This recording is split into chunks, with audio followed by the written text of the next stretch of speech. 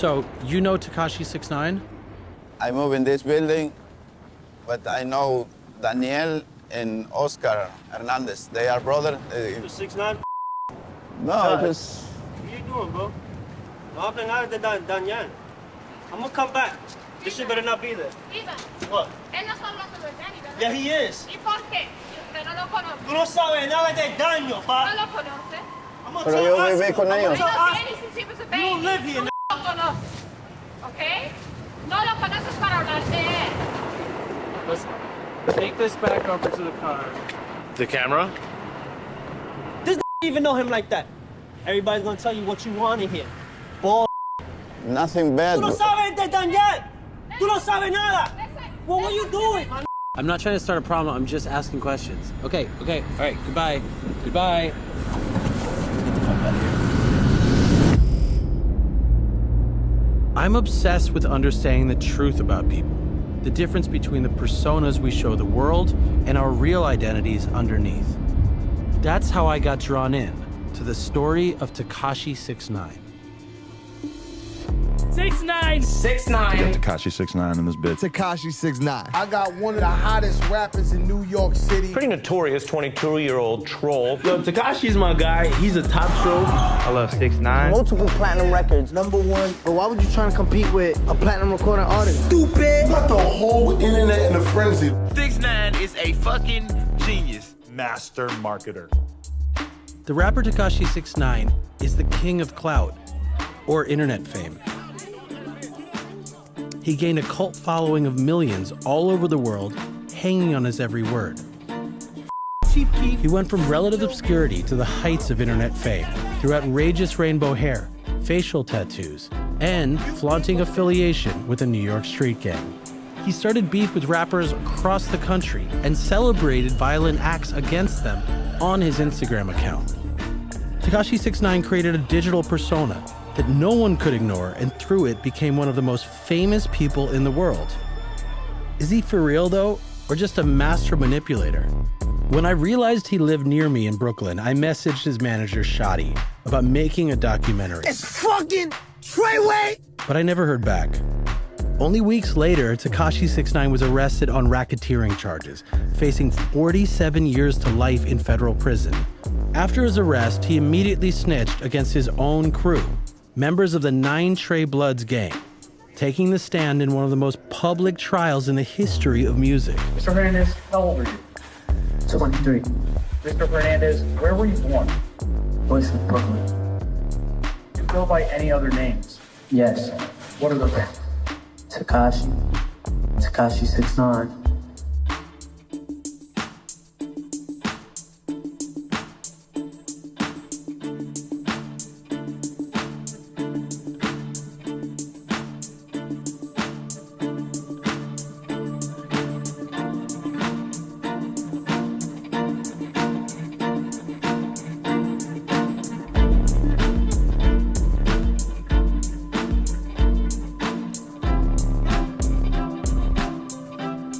We live in a world dominated by cults of personality who use the internet to gain fame and fortune.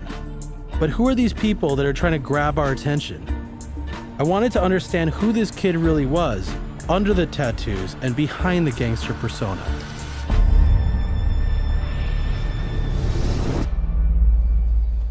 So I took to the streets of Brooklyn to follow in the footsteps of a kid named Daniel Hernandez.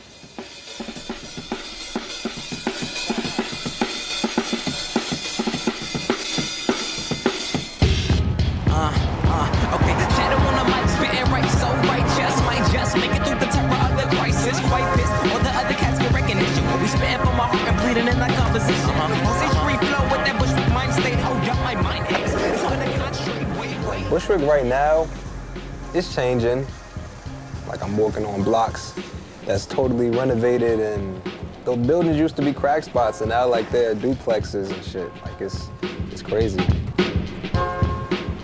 I say 5 years ago, less money, more poverty, less jobs. But now it looks like the neighborhood is booming. More bars, more clubs, more apartments. Artists everywhere, studios is popping up in every block now. It wasn't like that before. We used to have to go all the way to the city. Like, this is really like an extension of the city now.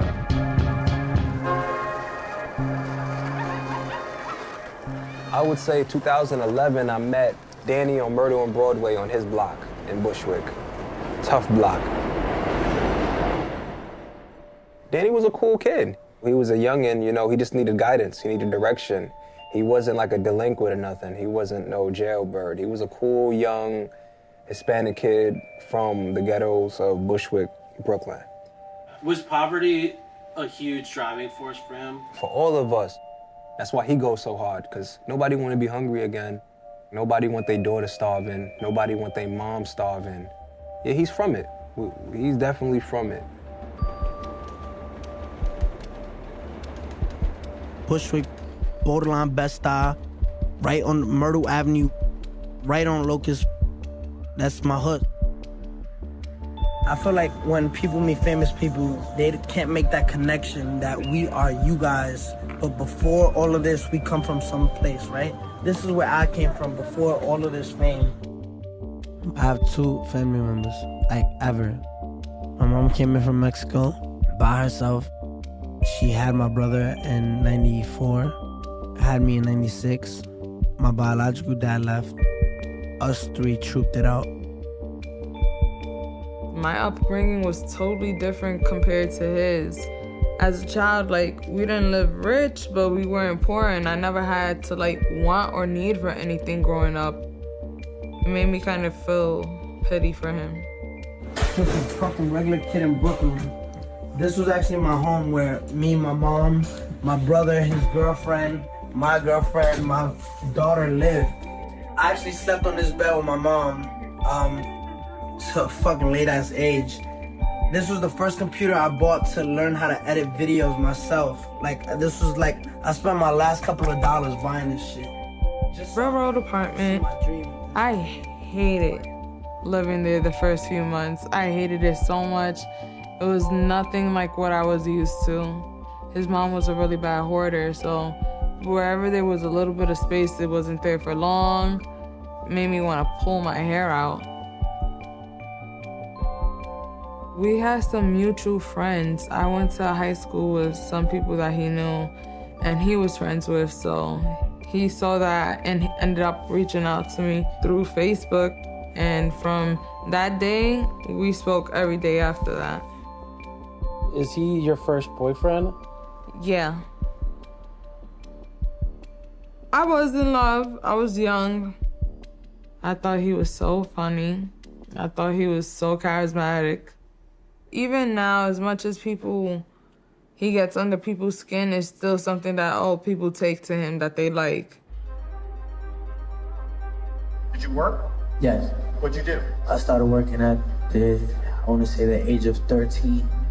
I did a job at a grocery store named Stay Fresh Grill where I worked as a delivery boy. I worked up to register.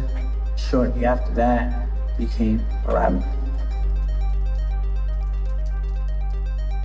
I moved to New York in 2011 from Chicago and landed in Locust Street. I think I was the only non-original resident on the block.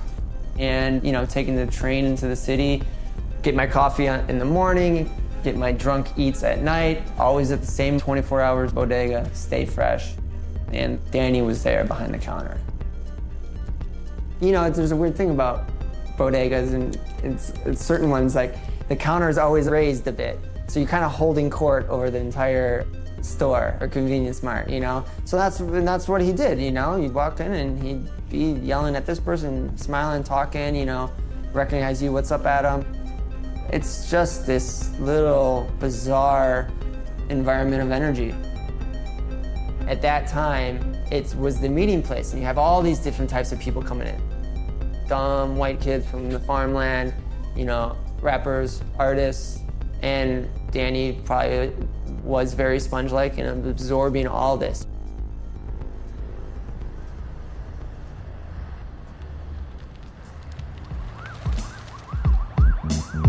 The It was a shootout, them boys brung the loot out. They skated off the plot, retaliation with the crew now. We moved out, Avengers in the air, take a whiff. Fully loaded Wesson, hit it on my hip. You think you slick, it's the King Ills. For them niggas who's deaf, I know it's hard to change the hood, cause most of us never left due to a pro. So Loaf Music started around 2009. It was a collective. We had breakdancers, graffiti writers, producers, DJs, and MCs. It started with the MCs, and then it became a home for other young kids in Brooklyn, Bushwick, to create. Loaf was an opportunity for him to express himself and escape the realities of what he was going through on his side. Because I know his father died.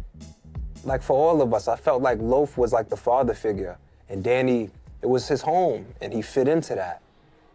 Before that, he knew nothing about music. He never performed a day in his life, never went to a party, never went to a show.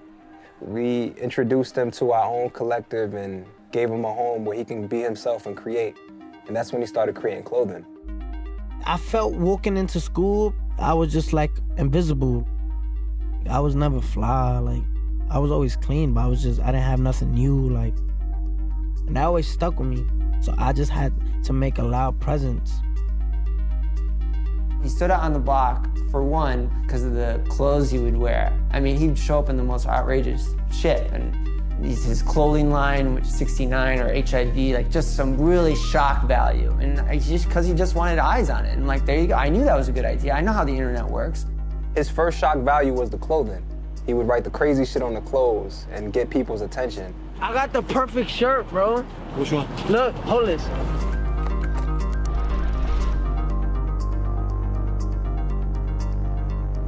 He was part of the video production and the clothing when it came to us hanging out. So he would come along with the videos. The first video I shot that he was in was a video on YouTube called Illa. And you see him in the background. Hey yo, I'm in it for the Skrilla. Shadow known to be the most illa. Better come correct and find me in the net like Mozilla. Whole spitter with an attitude on the avenue. That was the first video he actually was in on camera. And then we did a couple more. We did one called Cancer. He was printing up his own t-shirts, his own pants, his own hats. And I kept telling him, like, yo, you should really start selling that. Because when people see all of this crazy shit on your clothes, they're gonna wanna buy it.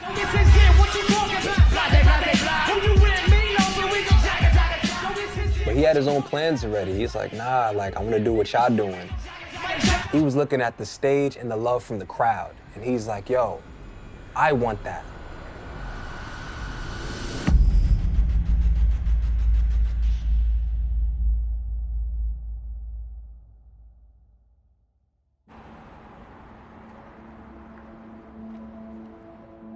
Gangs have always played a very big part in all of our lives out here. And whether you're in or not in a gang in this neighborhood, you're affected by it. Because you have sisters, you have brothers, you have uncles, you have fathers, people that you love that grew up in that life. Were you ever part of a gang at any point? If I was part of a gang. I grew up in this neighborhood, let's say that. I was surrounded by Bloods, Crips, Latin Kings. Gang just been all in my life. His stepfather was like a major highlight of his life. Do you know anything about the murder or anything? I know he had told me that his stepfather was gang affiliated.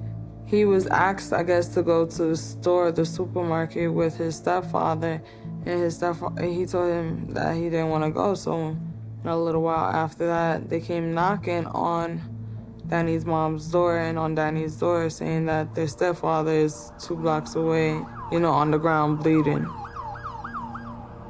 As a teenager, Danny would walk past the location of his stepfather's murder every single day on his way to work at the bodega. Like, I type hate myself for that shit.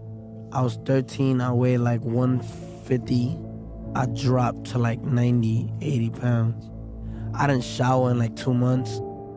How do you think this all affected Danny? I think it just makes him feel like he can't get close to anybody now. I feel like he feels like he don't deserve anything good. I felt like my pops was a superhero. I felt like my pops was invincible. So when they took my pops from me, that made me rebel, you know what I'm saying? That made me angry. I don't want to be a superhero. I'm a villain. Fuck being a superhero. You started a music career, is that right? Yes. At the store I was working in, Stay Fresh and Grill, there was a guy under the name Peter Rogers. He asked me if I made music and if I rapped. And we started making music from the deli. Together with Peter and Peter's brother Zilakami, the collective Scum Gang was born. Scum stands for Society Can't Understand Me, and that's where Scum Gang comes into play. I stand out for the kids that can't stand out for themselves. I'm making it cool to be a bum. I'm making it cool to be poor. Peter's roommate, a Japanese tattoo artist named Takashi. And then the song was catchy. His image was like fucking, like electric. Calling me, texting me, blowing up my fucking phone. I ain't even fuck that bitch. All I did was catch the tone. When I saw the video, I was insecure. First time I ever seen him like really play into the character. Now this is Tekashi 6ix9ine. The video had his outlandish style. It had Lamborghinis. A 17-year-old renting out Lamborghinis for video. That's cool as fuck.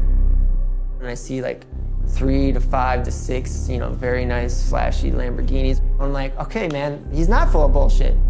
He's making moves at 15, 16, 17. I was playing Nintendo 64 when I was 16 in my underwear on a Friday night. One time we had a photo shoot. Him and Chad played a record called Pimpin'. And he's like, yeah, this is me. And I'm like, get the fuck out of here. This is you? She started getting noticed by hip-hop blogs. But the internet is crowded and a difficult place to stand out. One day I woke up and I said, yo, I'm a loud person on the mic. And when I walk in a room, I already have a loud presence. And I said, yo, I want my look to be loud. He first came into my shop to ask for a 6ix9ine tattoo. It's always been policy here that anybody coming of that age cannot get a tattoo on their hand or on their face that would affect their future. He simply said, I am going to do this. You don't understand. I am going to be a rapper. No matter which way you look at it, I am 6ix9ine. It's a never-ending cycle of generation after generation after generation after generation of going through this poverty and going through this crap and having to endure.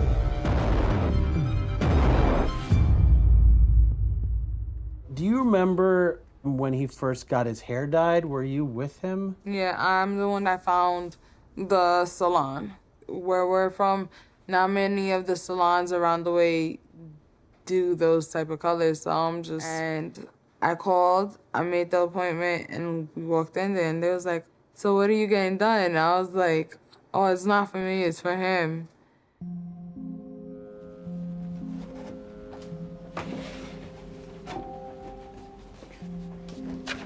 This is just from, a while ago. He let me do a little cool promotion from my shop so that if people wanted to get their hair colored where he does, they would win a chance to meet him.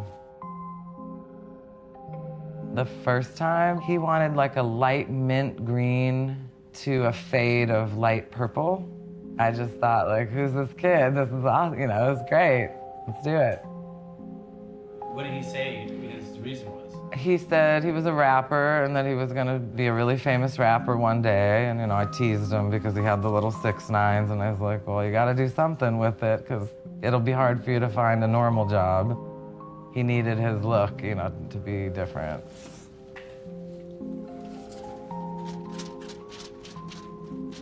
I feel like since Danny did his hair rainbow, the whole world, the whole internet became a craze of rainbow.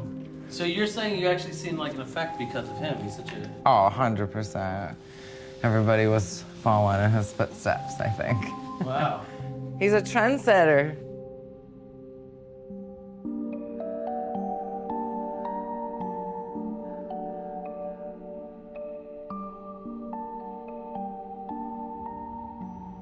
One of the ways to get noticed in hip-hop is to be co-signed by other more successful artists.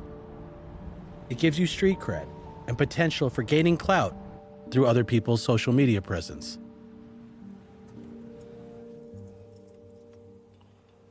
Let me hear that verse. You got it? Right? I know this ain't something you ain't used to.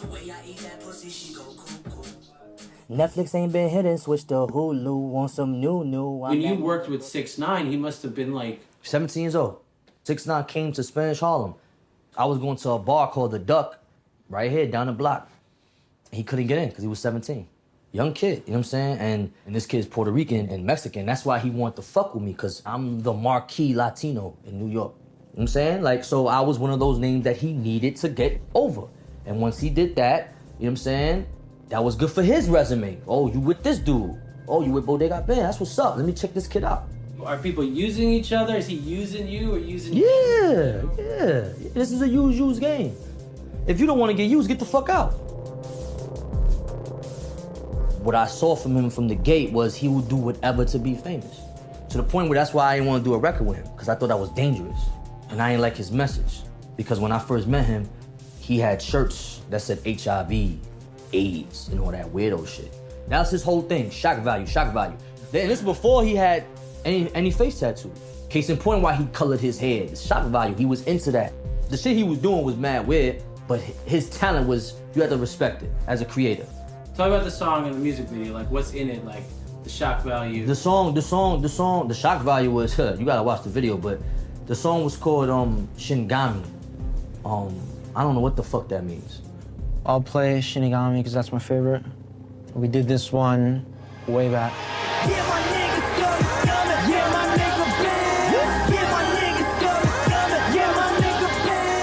He directed the whole video, like he literally came up with the treatment. He had like a mobbing scene on the train station. He has a kid eating a chicken bone. That kid looks so devilish. And I'm like, that's scary. So he invoked that, you know what I'm saying? Like he invoked those kind of scenes. There was a kid just chewing on the fucking chicken bone. There's another scene where he's hanging out the window like Heath Ledger in Batman Dark Knight. There's another scene where he got a dude shooting up dope in the video.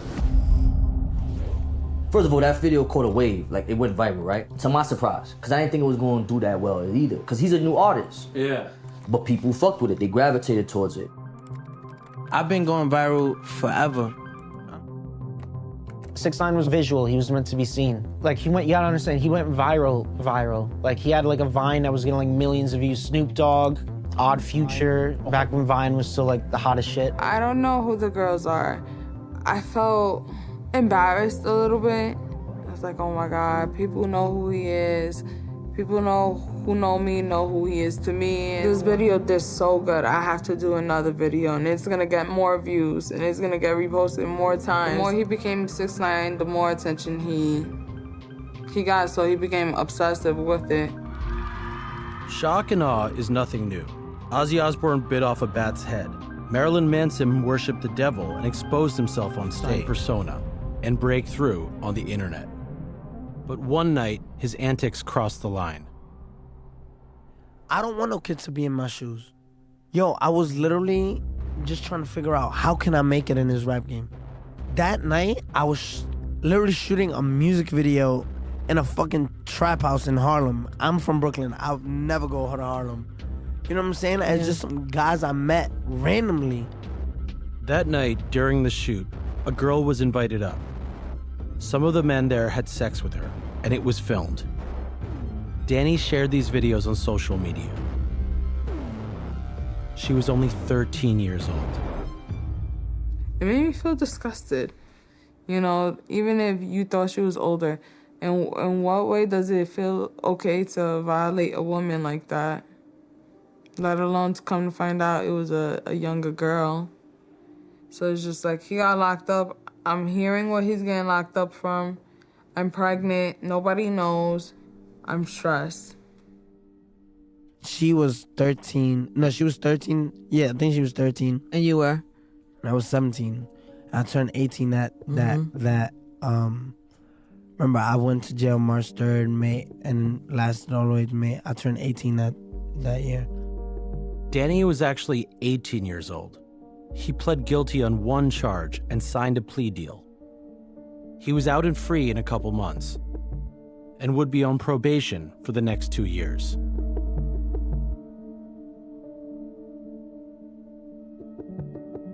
We do not condone in the violence being done to women and children. We do not take part in that. We do not respect that. That's not what Scum Gang 69 is about. And when he got locked up, he went to Rikers Island, and we were still in communication. So when he got released from jail, his hair was off now, because he had to cut his hair. And then he started up again.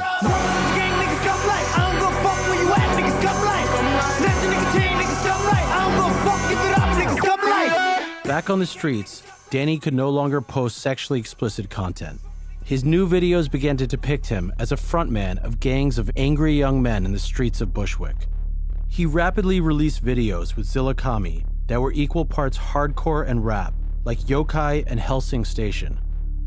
His daughter Soraya was born as the group was gaining traction online. That's pretty dope, man, because it turned into like he actually created a gang. That's what, you know. This is crazy. Like, you're dead interviewing me right now with like $1,000 worth of equipment and like about something that really didn't even exist. Like, this is hilarious right now, bro. He would be laughing if he saw this shit. In late 2016, Zilla Kami and Righteous P deleted all of the music videos they'd created with Danny. He was left with no record of his achievements.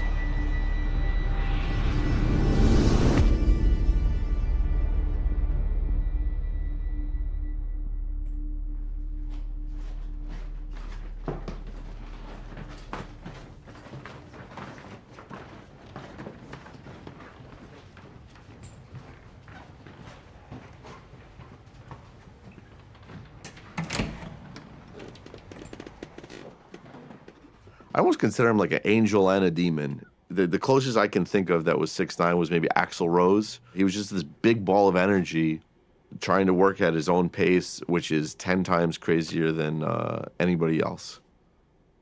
Most of the 6ix9ine tracks we've recorded, mixed, and mastered down here. I remember a point early on where I was like, all right, Danny, I recorded it, I mixed it here, but don't you want to get it to a professional to master? And he's like, why? I like the way you do it. So I was like, all right, I guess I'm mastering your stuff too. It's almost like Danny had confidence for the two of us. This is, fuck them, this is that Slovakian company that Danny took off with too. Slovakia? Did you go on any tours? Yeah, Bratislava, Slovakia. Turns out that even before 6ix9ine became famous in America, he gained a fan base in the Eastern European country of Slovakia. And this is also the place he performed his first concert. 255 diamantov v zuboch, to je pre všetkých, ktorí ma mali v zuboch. V roku 2014, keď našiel som Tekašiho na YouTube, my už sme vtedy mali vonku nejaké tracky, takže nás pár ľudí poznalo, takže som ho zdieľal a mal veľké views, najväčšie views zo Slovenska, lebo som ho zdieľal. Instagram a internet je veľmi malé miesto, čiže tam sa ľudia dokážu prepojiť hneď, takže to je easy. And that's how he met Yaksha, a former professional Muay Thai fighter turned record label executive that New York Magazine once called the Puff Daddy of Bratislava. Takže to bolo rozhodne jeden zo silných momentov v Tekašiho kariére, alebo v takom jeho rozhodnutí, aby pokračoval v robení hudby a že chce určite vyrásť a chce premeniť to, čo videl na videu, ktoré som mu poslal, v realitu. Alebo aby bol jej súčasťou.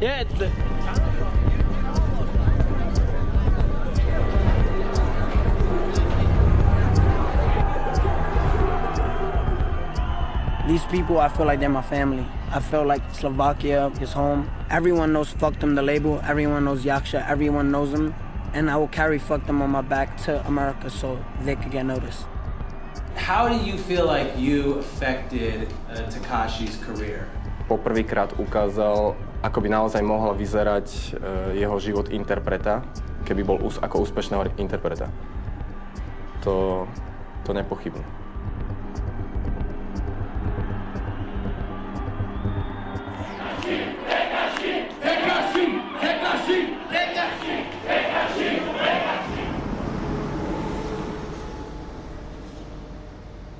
Danny samozrejme si uvedomoval, že jeho naozaj veľká sila a jeho tajná zbraň bola práve to jeho vystupovanie na Instagrame, akým spôsobom ho používal. Tak úplne jeho prvé trollovacie video, ktoré vzniklo, tak vzniklo práve že u mňa v obývačke a to bolo to video, kde prišiel taký filter, kde sa mu zväčšili ústa, začal spievať, ako keby, a to bolo úplne poprvýkrát na jeho Instagrame, na ktorom mal, neviem, 40 000 ľudí a to video malo 1 000 000 pozretí na Instagram. Ja som presvedčený, že veľká časť ľudí, jeho followerov, ktorí ho sledujú na Instagrame, tak veľká časť ľudí ani nepozná jeho hudbu.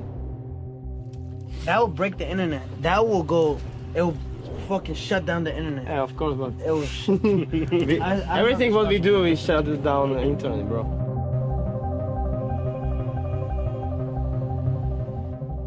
While the Fuck Them family was helping Danny find traction in Europe, a new wave of rap artists that looked and sounded like him were developing elsewhere on the internet. SoundCloud combined a streaming music service with social media. Highly visual and data-driven, its founders originally designed the platform for electronic... Slay Queen, Slay, I think. What is SoundCloud rap? I think like the origination of the term is kind of a derogatory term in the beginning, right? Like it was, oh no, he's a SoundCloud rapper. It's not a real rapper, right? Like it's someone who's just, making music in the bedroom kind of thing. And then all of a sudden, some of these artists became huge, and there was something similar to their music. It was kind of a punk element to it, and a raw element, and a kind of super nihilistic, young people sort of disillusionized, doing drugs, sex, people with tattoos all over their face and like all kinds of weird stuff, crime. There was a time when literally we had the most popular artist on SoundCloud and the next week he was dead, from an overdose or something. And then, we had the most popular artist on SoundCloud and the next week he was killed. It felt like every week there was some huge scandal around one of these artists. If you're doing A&R today, you will look at data. Like before, it used to be a lot of, I like this artist, I think she or he is good. Now it's like, show me your numbers, because everything is transparent in terms of the popularity, the relevancy that you have. So video killed a radio star, and now social media is changing the whole music industry. What kinds of things rise to the top? I mean, social media is still a super young phenomenon, and extreme characters sort of get amplified. What business do you have talking about 6ix9ine? Oh man, the 6ix9ine story has been my life basically consistently since, the summer of 2018. My God. I am an associate editor at Complex, and, I was a staff writer there in 2018. We were trying to figure out how to cover this, SoundCloud rap wave, and so many of the artists, including Tekashi, had, to put it mildly, objectionable things in their personal lives.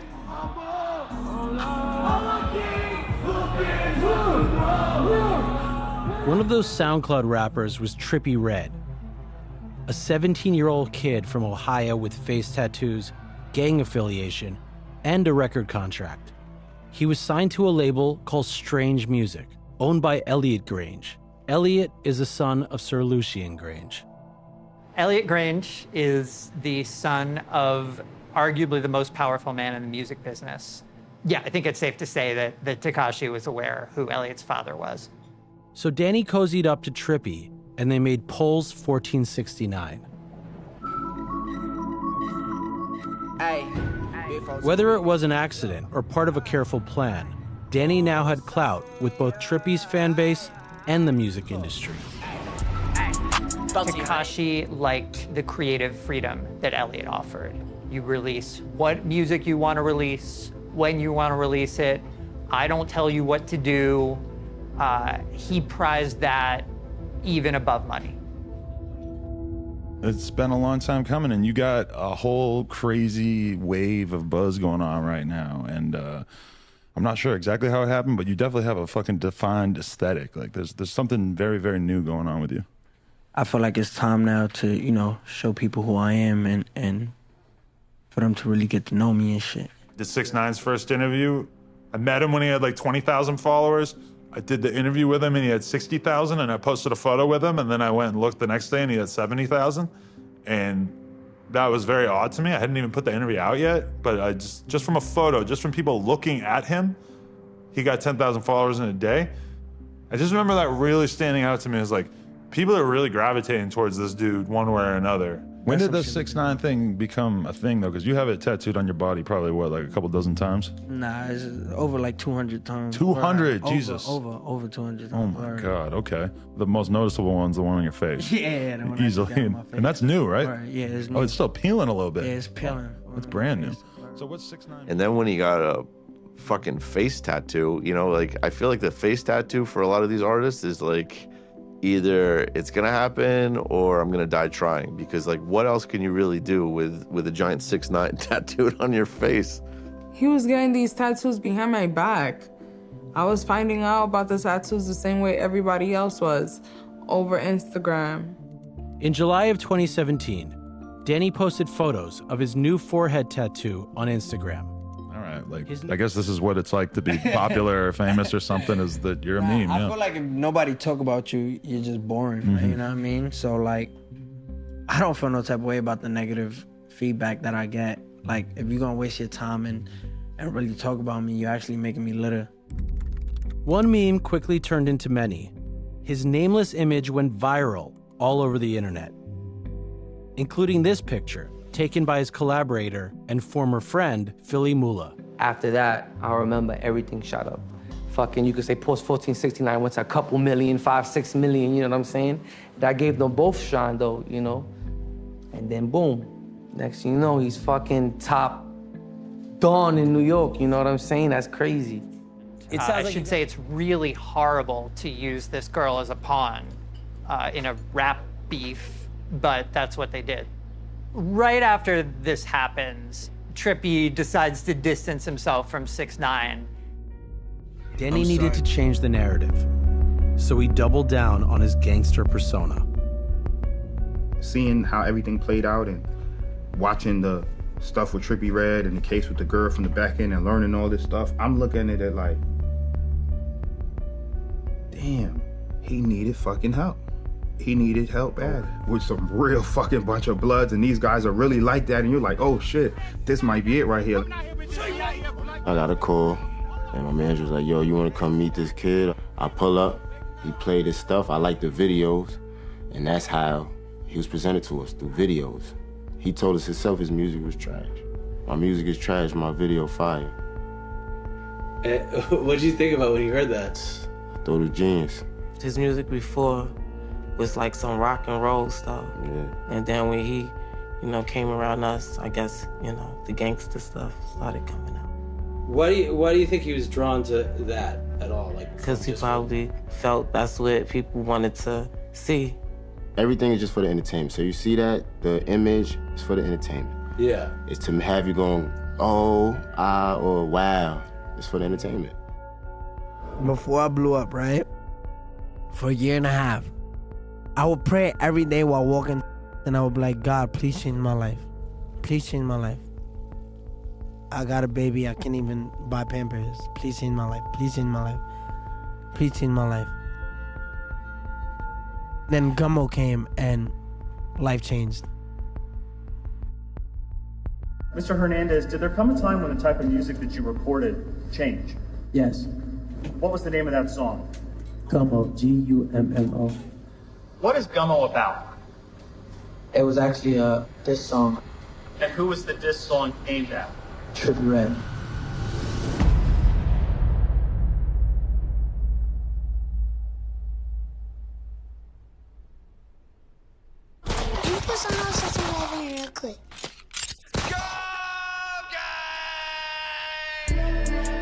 The first thing I hear is my voice. The Scum Gang, and I just see mad red flags, and I'm like, hold on. I see this rapper with this crazy hair, and I'd seen him before, but I'd never heard him speak or anything, and I actually took a second look, and I was like, that's Danny from the Bodega. I'm in cars, I'm in the Ubers, and the Uber driver's playing the record, and I'm hearing my voice, and I'm like, what the fuck?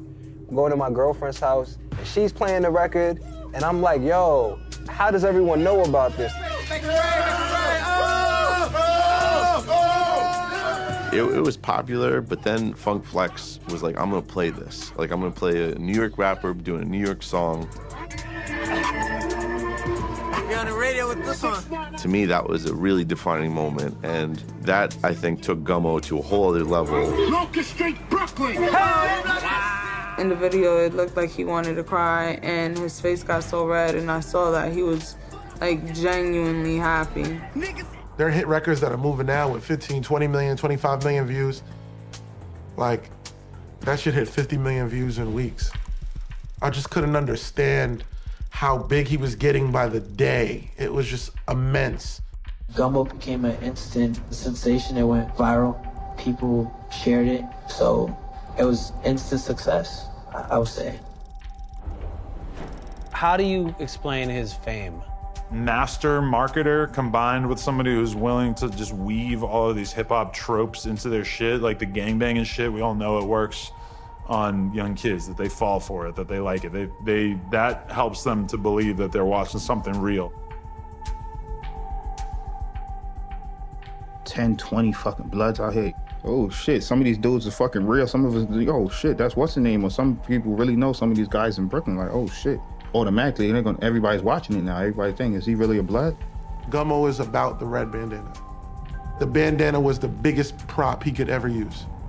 This is my favorite mental image of 6ix9ine. Showing up in Brooklyn with 50 red bandanas that he bought at the store and handing them out to actual Bloods. 6ix9ine was so committed to presenting a version of gangbanging that didn't necessarily really exist in New York, that he showed up and told them, like, this is how I want you guys to dress. There was some people out there with their bandanas. He just bought them new ones, you know what I'm saying? So he went out, just bought some liquor and some bandanas. He wanted to feel like he was doing something. That's how he thought he would be a part of the family, I guess. So that's what he did. What does a red bandana mean? A red bandana is just a way of just showing that you were part of the Bloods.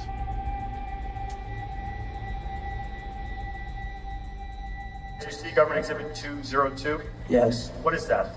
370 Madison. You filmed the music video in front of 370 Madison? Yes, sir. Gummo. 370 Madison is a family home owned by Chanel's mother and Seiko's grandmother, a retired correctional officer named Brenda. This is the Gummo house. People used to come by and take pictures. So many people, we didn't know who was who. What kind of people? Like fans of? I guess so. We don't know them. All types of people. And we didn't know it was gonna get that big. Was it fun when you did the video that day? No, I was in my kitchen cooking. I walked out and they put that thing on my head, and you don't see my expression when I looked when I came out here. I didn't know these people was on my step at the time. How do you really feel though? I don't like him no more.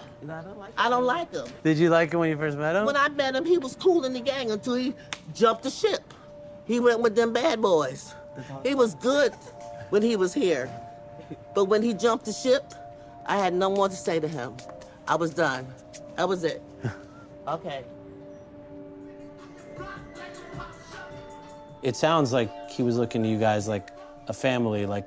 Yeah, he was. It was like, you know, certain stuff that we was doing, he ain't never, like, I guess Thanksgiving to him. He was like, what is this? This is what y'all do? I'm like, yeah. So it was new stuff to him.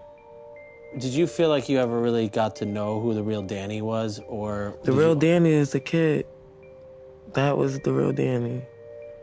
He liked to play fight. You know, he think he could wrestle. And then he turned to, I guess, Tekashi, the Mexican blood, rainbow hair gangster. Danny experienced a side of family life that he didn't have on Locust Street. He started hanging around more and crashing at their house. How are you guys related? This is my nephew. Yeah, that's my aunt. Okay. You guys are Treyway. Yep. Okay. Basically, yeah, we are Treyway. So I need to ask you, because I think it's shocking for a lot of people. You see this Mexican kid, he's shouting the N-word, and everyone behind him is black. How do you explain that? Can I take the mic off? I just wanted to talk about the beginning of Treyway. I don't want to go into all the other stuff. Like, she can answer all the rest of that. Okay. I don't want to answer all of that other stuff.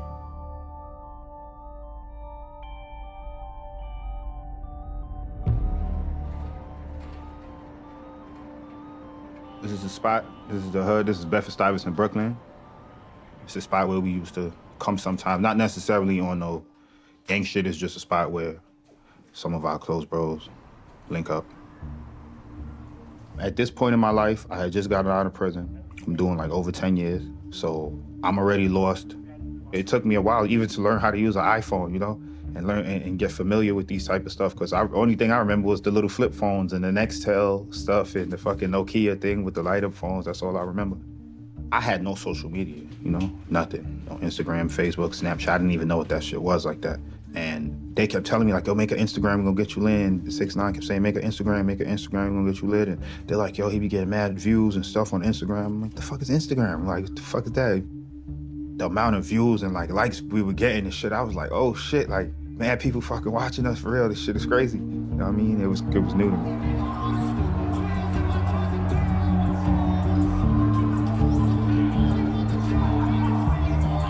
How did things change? Just saw the people that he was hanging out with, the things he was doing. Like, he was a person that would never go out to the club, just hanging out, or being around certain people and certain things that he would have never done before. He was doing it. I do feel like he created a gap between us. His crew now abides by different rules. You're not dealing with a hip-hop collective. I couldn't just hop into his world and try to tell him how to move. So I just stayed away. I let him do his thing. He knew where to find me, and when he needed to reach out, he called me. So you met Tekashi at what stage in his development as an artist? When I met him for like the real run was just a couple days after Gummo. Gummo's at number 7 in the world right now. At I gotta understand top, the whole world. Top, like the whole globe.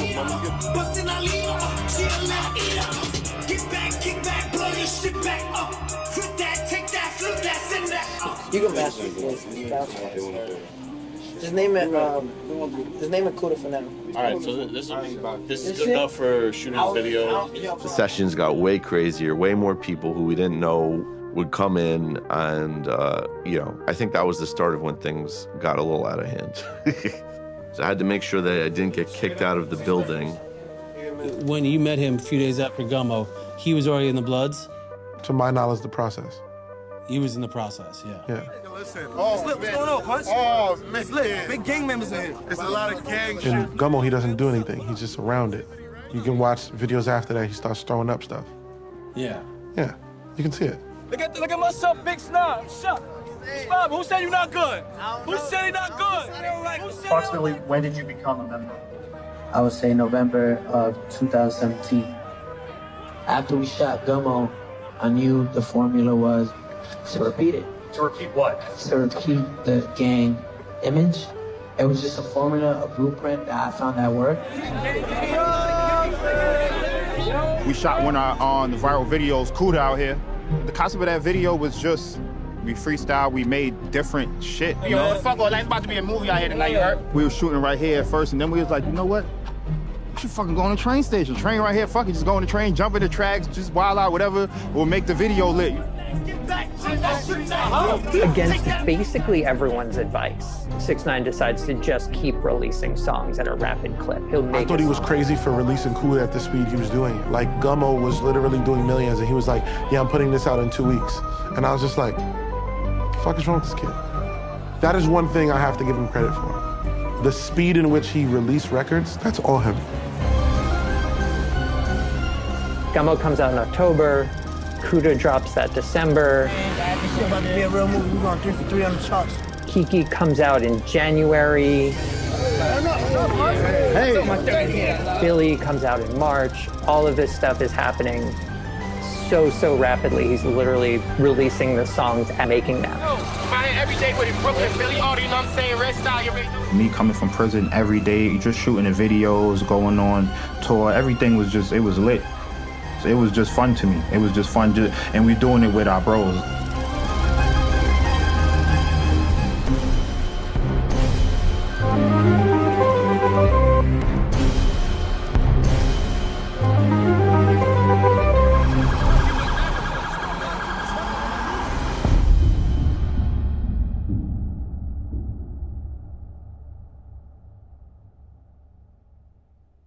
We here, bro. We live with it. Don't come out there with that bullshit or you gonna get popped like a willy, you heard? Being gang affiliated doesn't necessarily mean you're a criminal. Chanel, Seiko, and Otto had been creating a company called Treyway Entertainment. And when Danny entered their lives, Treyway finally got on the radar of the hip-hop world. But the Treyway crew quickly became a gateway for Danny to meet a larger family. What was the name of the gang that you were a member of? The 9 Trey Bloods. The East Coast set of the notorious Los Angeles street gang was formed in Rikers Island in 1993. The gang has been linked to gun smuggling, human trafficking, armed robberies, and heroin sales, and considered an organized criminal enterprise, subject to the same racketeering laws as the mafia. Now that Danny was starting to make money from streams, concerts, and appearances, he could be the gang's cash cow. And the 9 Trey Bloods gave Danny something that Loaf Music and Scum Gang never could. They could back up his online trolling with real-life muscle. One of the 9 Trey members that grew close to Danny early on was Harv. He soon became Danny's day-to-day bodyguard. Treyway. During their friendship, Harv and other members backed up Danny in his beef with Trippie Redd by stalking him to the Gansevoort Hotel and punching him in the face. Backstage at a performance at A$AP Yams Day in New York, the crew protected him when a brawl broke out. They fought again at a random scuffle at LAX. Another member of the gang was Shotty, a longtime rival of Harv. When I released Gummo, a lot of people were showing attention to it. Shotty actually called Seiko and said, tell him to stay in touch. What happened? I said in touch.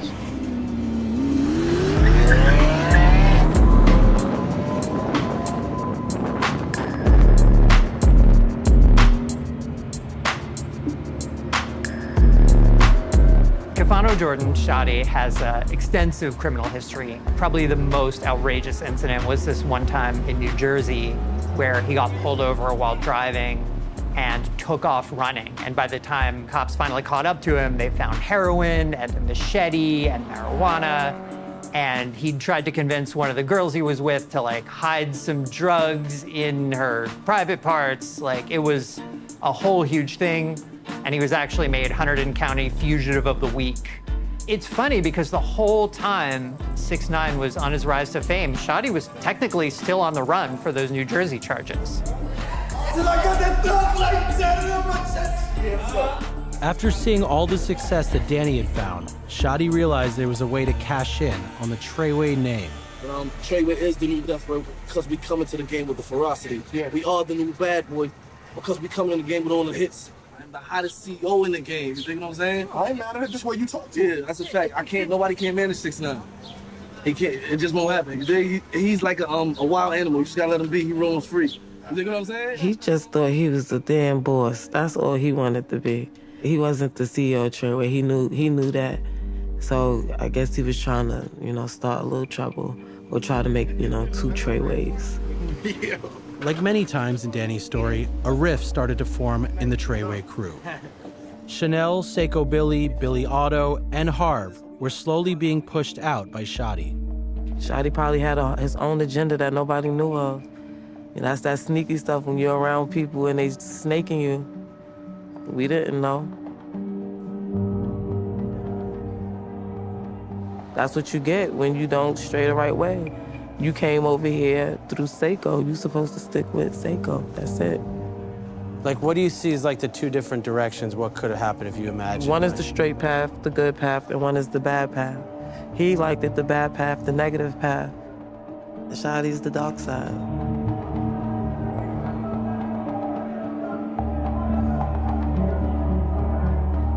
Tekashi loses the man he considers his father when he's 13 years old. Tekashi's biological father is out of his life very early on. I think Tekashi was searching for father figures, and Shadi definitely played that role. The dark side complemented Danny's persona, and Shadi let Tekashi 6ix9ine loose. A troll is somebody who wants attention. They don't care how they get the attention as long as they get it. Good, bad, negative, hurting people, they just want it. Jesus Christ. He's always been a troll. Always. Before the persona, even when he was just Danny, Danny was gonna troll you. He just knew how to tug on emotions. He knew how to get people mad, whether it was a lie or the truth. He had no limits on what he would do.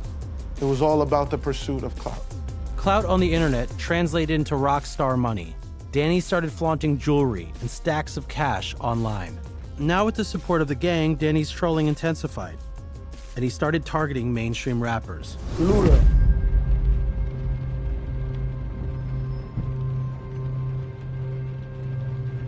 So what was Danny like when he wasn't being 6ix9ine? A lot more timid, drastically less aggressive. Way more playful. He still was playful even though when he was on, when cameras was off, he still was on his kid shit, you know, slap you and run. And what is the difference between Daniel and Tekashi? There were two separate people at the beginning, but that morphed into one. Because after over time, it's like, what's the point of switching back to normal?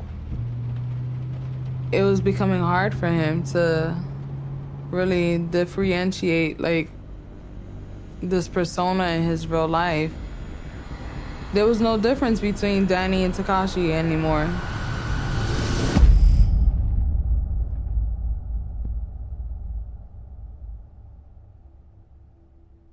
He literally is like another father to my daughter. He's everything. Like, So did he make you come here like, today? He literally woke me up and was just like, yo, come on, you got an interview. It starts at 12, it's 11:30.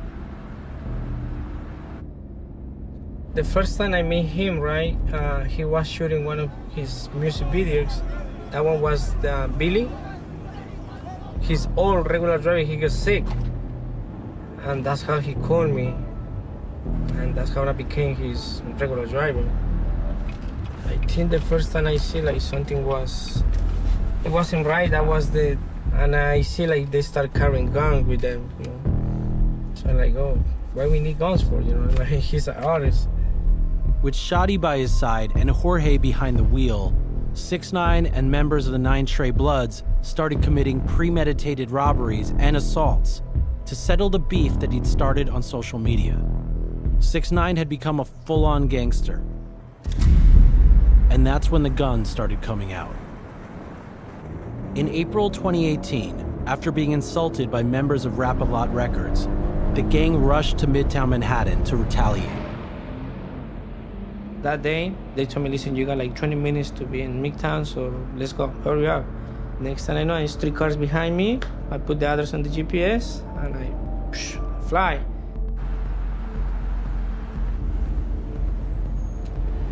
This is the building. So I park my truck exactly right here in front. The other 3 cars, they stay in front of me, and we just wait. Pretty much we just make it just in time. We wait maybe like 5 minutes, less than 5 minutes.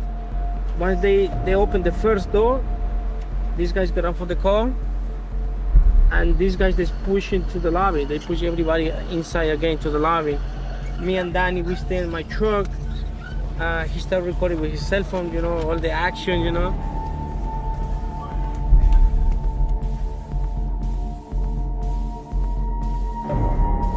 They ended up robbing at gunpoint Scumlord Dizzy, a rapper completely unrelated to the beef, who just happened to be exiting the lobby. They stole his gold chain and his backpack.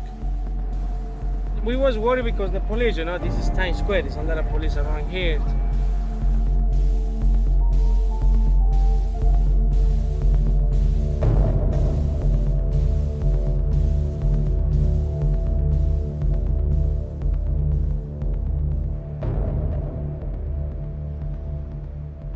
You were there also at the Barclays, right? We went like six cars, A lot of people. Every time we go out, it was at least like 30 guys. I meet everybody right here. That's that's the security point, the checkpoint. And then we skip those things, the metal detectors. We skip it, right? In order they can bring the guns inside. And then the staff for the Barclays, they take us to their seats.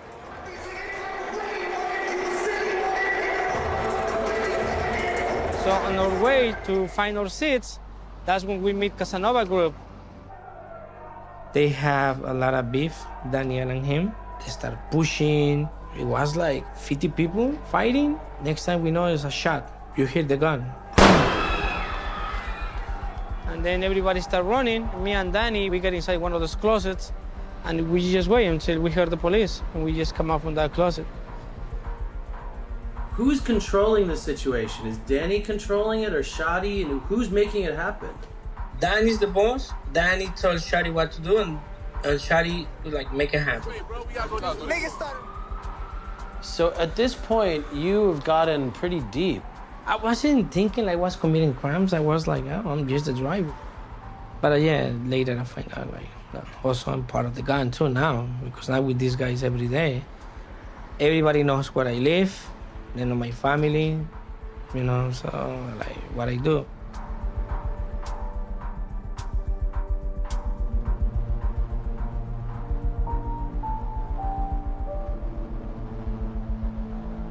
One of the times that I realized his trolling could be like actually really real was when he was trolling with Chief Keef and he had put out a hit on Chief Keef's head. I got 30 pack of them right now, bro. 30 packs. That surfaced and it went viral, and the next day Chief Keef flew out to New York and he was in Brooklyn. I started seeing like the outcome of his trolling going too far. Chicago rapper Chief Keef is doing fine tonight after being shot at in New York. You send your friend to go shoot at Chief Keef in the middle of Midtown Manhattan, you're crazy. That's not something that anybody in their right mind would ever do. In a big way, those are the things that sort of made people want to pay attention to him, is that it seemed like he was doing something that should put his life at risk on a weekly basis. I mean, I guess he has a lot of beef on these streets. I don't know who's he beefing with that wants to hurt him, but it's definitely not me. I'm actually a fan. He knew that doing the unthinkable would get him attention and make him a star. And he was absolutely right. This year we got 3 songs on the Billboard Top 100. You know what I'm saying? 100,000, man. Gummo, Kuda, Kiki, Rondo, and Billy. Straightway. So Gotti just hit 5 million in one day. 6 for 6 on fucking Billboard. I don't. 6 for what? 6 for 6 for what? The fuck going on, man? We ain't ducking chains out here, man. We out here, King New York shit, man. It's my CEO. I'm on a world tour. Every show sold out. Just landed in Barcelona, Spain. Niggas try to stop us. I break through all that shit. Through pedophile comments, all that shit. Nobody can stop me. It's fucking Treyway. What up, y'all? So I just landed in Belgium tomorrow. Iska som ho chcel zaviesť na do mňa pýtal spodné prádlo, svetová hviezda, len s reťazkami a s mobilným telefónom v ruke na 2-mesačnú túr po Európe.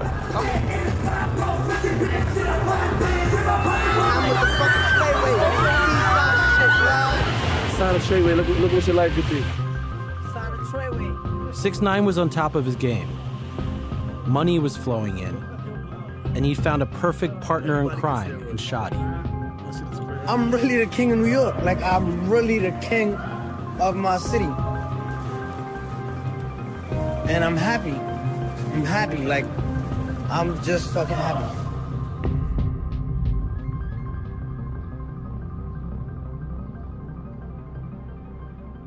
So how did everything start falling apart? In large part, there are people, loyal to Shadi and Shadi's longtime friend Mel Murda. That crew actually becomes known as the Murderville line of 9 Trey. And then you have people who, feel like they were around in the beginning and who sacrificed for Tekashi and were there with him and let him sleep on their floor, and they feel like they were getting pushed out. I think you have people like Chanel and Seiko and, you know, even Harv, who gets pushed out around the spring. Harv punched Trippie Redd in the mouth for Tekashi. Harv got into a brawl at LAX for Tekashi and then isn't getting paid. Everything culminates in Harv saying, you know, I'm gonna kidnap and rob this guy. Made up my mind today. I want smoke.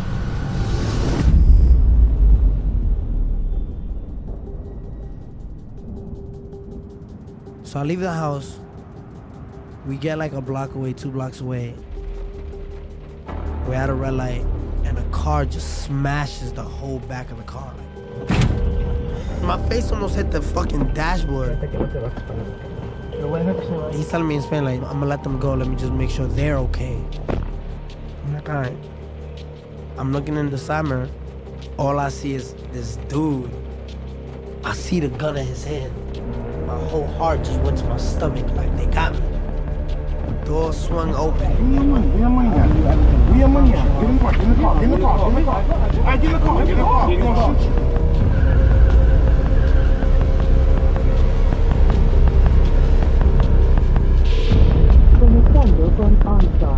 Hello. Necesito que llame a la policía. Acaban de secuestrar a mi hermano. Por favor. Ok, señor, estaré contactando al 911.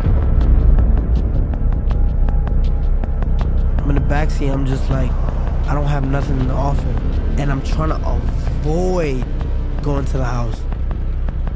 Just to the point where it's just like my life or something. Tekashi 6ix9ine, he just kidnapped me from my car. 2 guys with guns tried to shoot me, and they get taken up from the car. Is jewelry, is money, is all that shit more important than seeing Soraya, my daughter, graduate from kindergarten? So I said, I got some jewelry in the crib. Don't hurt my daughter. They wasn't letting me look nowhere out the windows. By the time I came back up, I'm in front of my house. When the jewelry was recovered, I'm like, all right, I'm a free man. And when that call went, my stomach started turning in circles. Where are we going? Is this the place where I die? Is this the place? No. Because we keep driving. All right, is this the place? No. What is about to happen? And I started talking to God. I'm like, you're the only one that can get me out of this. There was an argument that happened. I managed to throw myself out. We begin with 12 on Crime News. Rapper Tekashi 6ix9ine is safe, according to authorities. He was taken to Kings County Hospital for observation. So far, no arrests have been made, and the investigation is ongoing.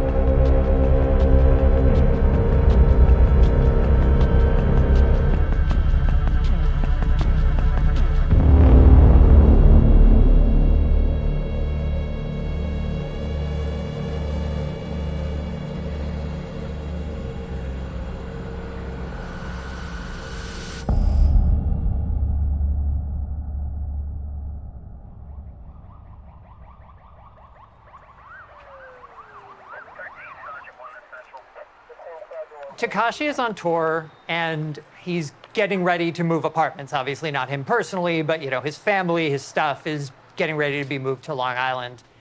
And in the midst of this, the feds roll up and confiscate a bunch of stuff, including an assault rifle and a backpack that was taken at the This Is 50 robbery. This absolutely freaks Tekashi out. He doesn't know what to do.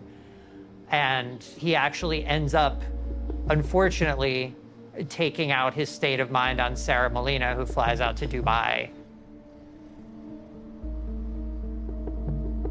He was begging me to go to Dubai. He was like, please, can you come over here? I'm scared. And I know once I land, if I go back right now, they're gonna lock me up. And if I'm gonna see a face, please let your face be the last face I see. Come, you know, so he ended up convincing me to go. I got to Dubai, and as soon as I got in, he asked to go through my phone, and he's going through my messages. He's very angry because he sees that Jorge is telling me things that he was doing. Basically, just like snitching on him.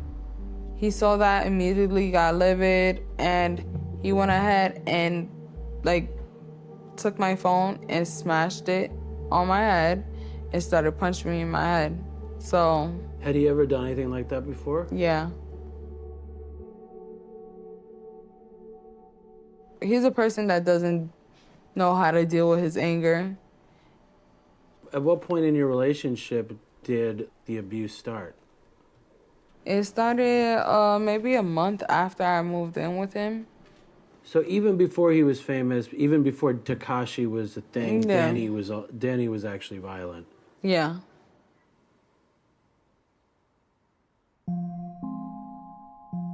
Tekashi's 2015 sex crime case came back to haunt him. And he had to prove to the court that he wasn't really the gangster that he appeared to be on social media. On behalf of the Make-A-Wish Foundation, we're gonna go visit Franklin. He's a 5-year-old young boy that has stage 4 terminal brain cancer. His legal team was able to convince the judge that all this gang stuff was just for show, was to promote his music. Really, he was a good guy who cared about the community and went to see sick fans and gave out money to underprivileged people, and it worked. Tekashi 6ix9ine is breathing a sigh of relief tonight. Just a short time ago, a judge sentenced him to 4 years probation. He's completely dodging jail time this time, and the judge did warn him if he violated any of the terms of this probation, he will be facing jail time.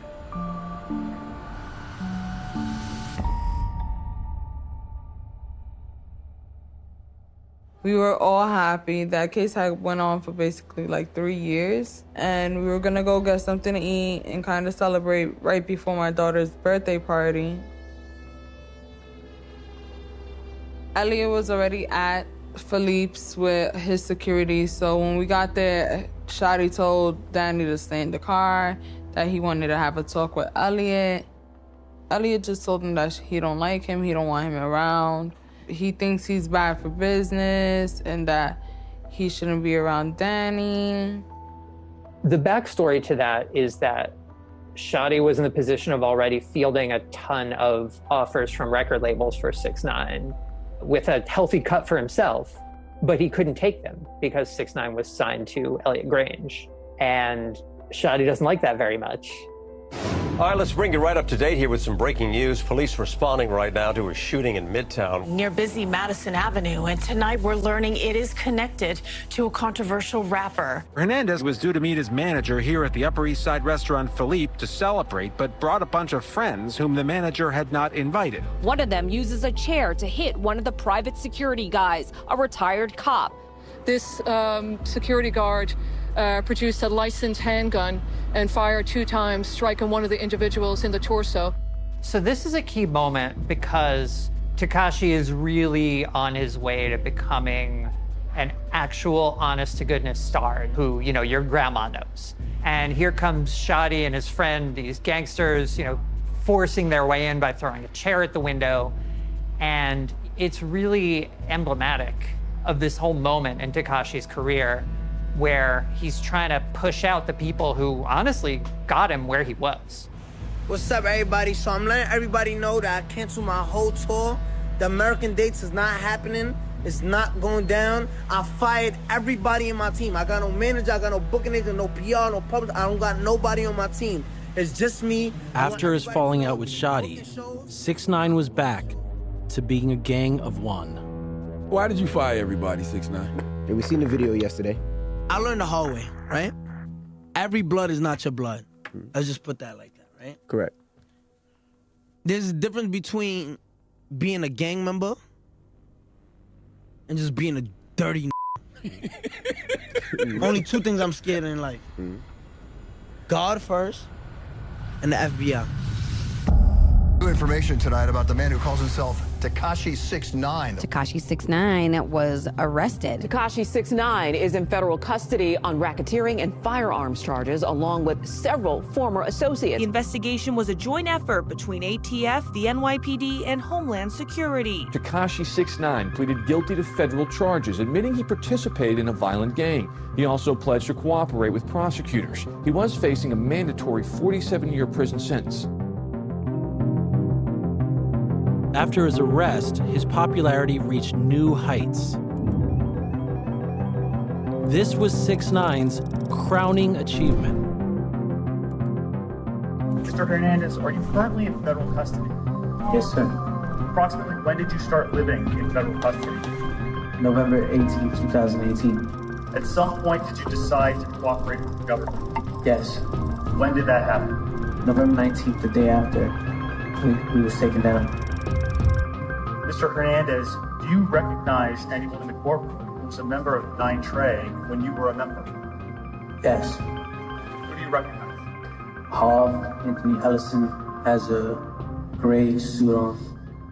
His testimony helped the feds hand out over 100 years of prison time to Harv, Shadi, Mel Murda, and 8 other Nine Trey members. Rapper Tekashi 6ix9ine, oh no, has been getting a bad rap lately for snitching on pretty much everyone during his trial. Snitching to stay out of jail. There's a chance he might even end up in the witness protection program. I'd love this guy to be my milkman one day. Oh, sang like a canary. That motherfucker sang like Aretha Franklin. Rat. Shout out to Tekashi, though. I hope he doesn't die. Tekashi 6ix9ine has gotten a multi-million-dollar record deal while he's in jail. He just cut a deal worth more than $10 million. His former label, 10K Project.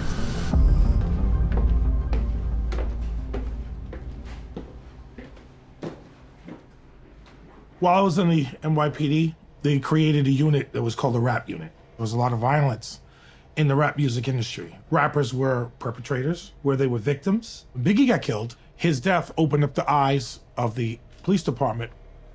I had to go out and I had to monitor where they went, what kind of venues they went to, not just to profile them, but to keep them out of trouble. The feds have been monitoring the Nine Trey Bloods for decades, so 6ix9ine's social media presence gave them and the entire world a window in.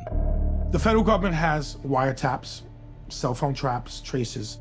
And remember, in New York City now, we have cameras everywhere. You say Big Brother's watching. What the feds discovered is that there was dissension in the ranks, where this guy wasn't getting enough money. When he got involved with the Bloods, there's really no way out. It's not like you could just walk away. Then I know for a fact that, he was spoken to and talked to, Before he was arrested? Yes. Yo, I seen that interview this morning. That man is crazy, man. In one wiretap, Shadi can be heard threatening 6ix9ine's life. Like, Shorty all the way lost it, homie. Yeah, he gonna give us coming. I'm gonna feed him though.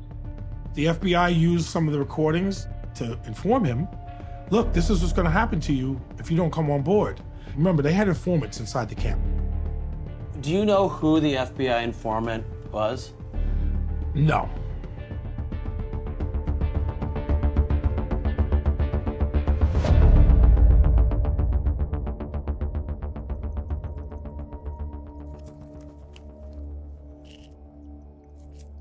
On late May, right in 2018, ICE came to my house early in the morning. I acted a long night of work.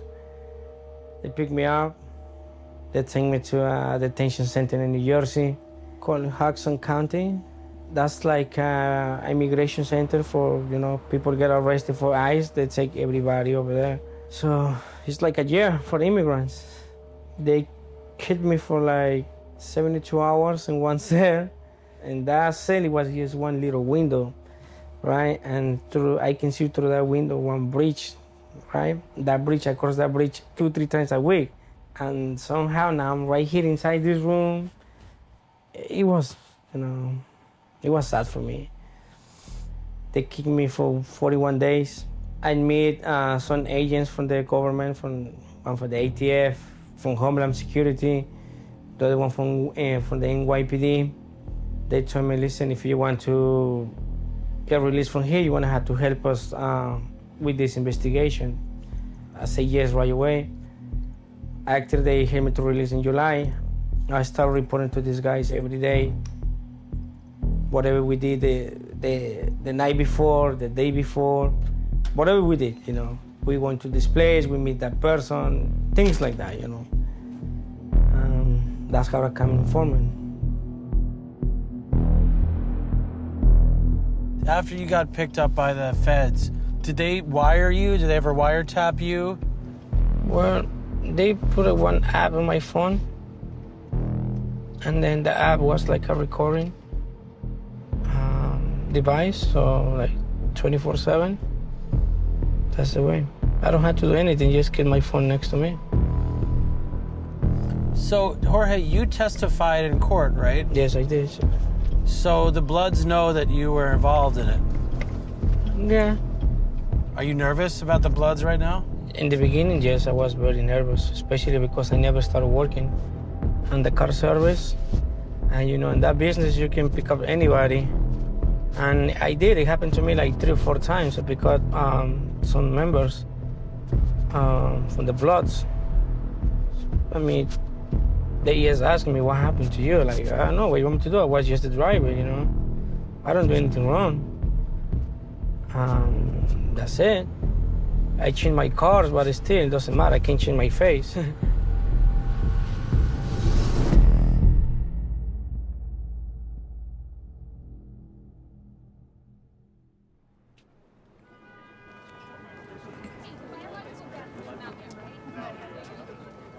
Our world's increasingly dominated by extreme personalities. The press and social media can't get enough. So it felt appropriate that 6ix9ine's sentencing would be handed out on the same day as Trump's impeachment. As Danny took to the microphone for his final statement to the court, a disheveled man in his 50s raised his voice, proclaiming to be Daniel's biological father. Not the one who'd been murdered, but the man who'd abandoned the family when Danny was just a boy. He'd not seen his son in nearly 15 years. The courtroom and Daniel were visibly shaken. Daniel said to the judge, "My life is so crazy. I don't even know if this is a joke anymore." Daniel was sentenced to 2 years with time served, which meant he would be out in less than a year. He got money. You know, he got millions. Why he have to do stuff that is not worth it? You know what I'm saying? I will sit down with him and put him straight. How you feeling right now? Right now, I feel good. I feel good. Only a little strange because I got a lot of microphone and cameras, you know that. But no money, no money. Nobody bring no money. No cigarette. Then I don't say nothing.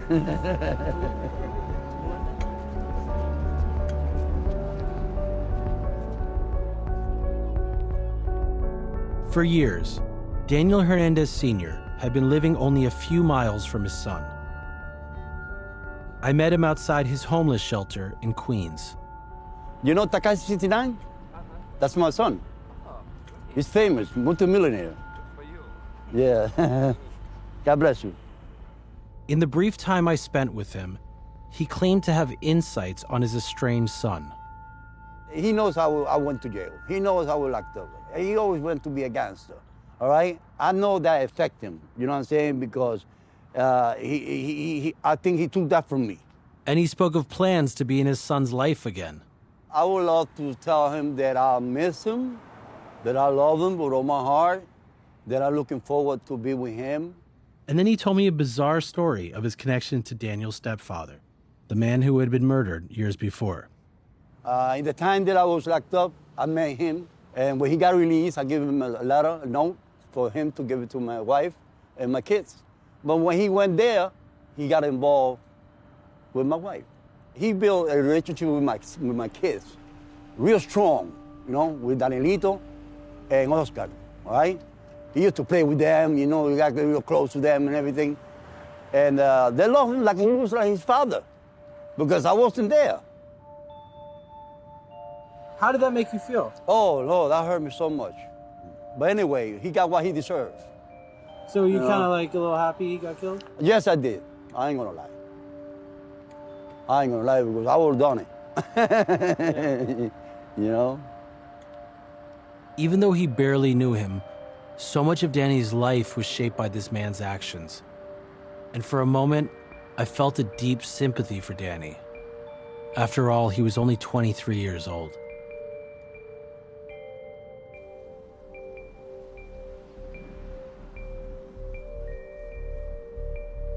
So maybe you could just tell me about why you're out here and left the city. And I just felt like it was necessary and it was something that had to be done. Everything that was going on was too chaotic and it worried me. It worried my family too. Like, we didn't feel safe. do you think that the fact that his father abandoned him has an effect on how he has lived his life and treats his daughter? And how do you see that? I don't correlate the two. It's just, if that's something you went through as a child, you know the feeling, you know how it made you feel. Why would you want to put that on your kids? Your job is to break the cycle. Those little generational curses that you should want and do better for your kids. His relationship with my daughter is non-existent. He was never really a present father at all whatsoever. He uses my daughter to gain likeness, to gain sympathy. Like, look, I'm a good dad. Like, I'm a good guy. I'm a dad. I have a daughter I care about. I need to come home, Judge, please. I want to see my daughter, my daughter, my daughter, my daughter. He uses my daughter when it's convenient for him.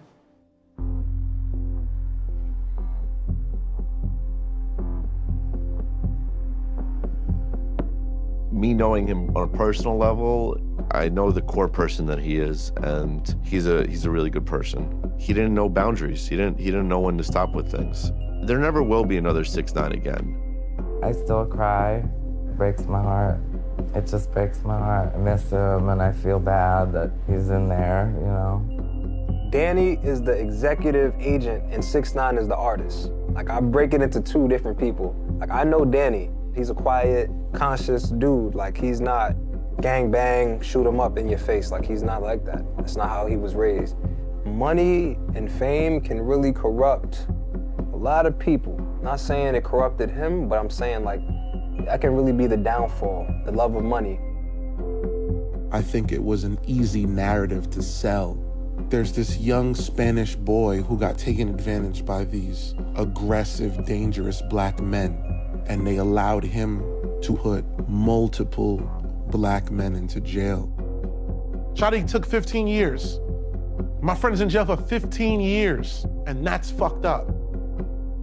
He said that my mother's house was a headquarters for Bloods, which that's definitely not the case. Or because we might, you know, if somebody say they hungry and come in and stuff, you know, she might take them in and feed them or whatever. But he took advantage. He slept on my floor, he ate my food, and at the world, he did not know what pie was. He ate Thanksgiving dinner with me. He didn't know what pie was, with his stupid ass. I respect men and what they stand on. He loved fame so much that he put everybody in hell. We stand on different things, and you know, he's on a different side now. He's not loyal. He's loyal by himself, that's it. Maybe the way he loves the people is not the same way you and I will love people. He loves people another different way, just to use it. But he don't have more use for you, that's it. Let me love the next person. But in real life, he's trash. To me, it was just building his ego and stuff. He didn't care about the money to me. He didn't care about none of that stuff, to be honest. Me knowing Danny, of course the money was the perks of everything, but the fame is what drove him, you know?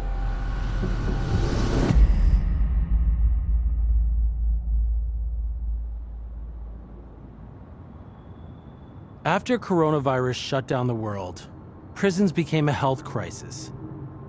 Since Danny had asthma, the judge allowed him to serve the remainder of his sentence from house arrest. So within only a few weeks, from an undisclosed location, Tekashi 6ix9ine was back on social media. He dropped a new music video and an Instagram Live. They both broke records. He was more 6ix9ine than ever before, more hated than ever, and more popular than ever. But having lost all the people that once supported him, he was probably more alone than ever. In August 2020, Tekashi 6ix9ine was set free. Nice day outside. And having refused witness protection, returned to the streets, surrounded by armed security at all times. I reached out to him to do an interview, to hear his story, in his own words. I contacted his team and sent messages through people still close to him. His management got straight to the point. I guess I didn't have the clout. Maybe it's just as well. What would he say that he hadn't already said in court, that he hadn't already said all over social media? Perhaps I was holding out in the hopes that I could somehow help him redeem himself, because in a way, his redemption could clear my own conscience. I'd be able to convince myself that I'd spent all this time telling a cautionary tale about a humble, ambitious artist named Danny who carried himself out of poverty, but just got carried away in the pursuit of clout. And not that I'd fallen into the trap of a troll named Tekashi 6ix9ine and given him the attention that he'd been seeking all along.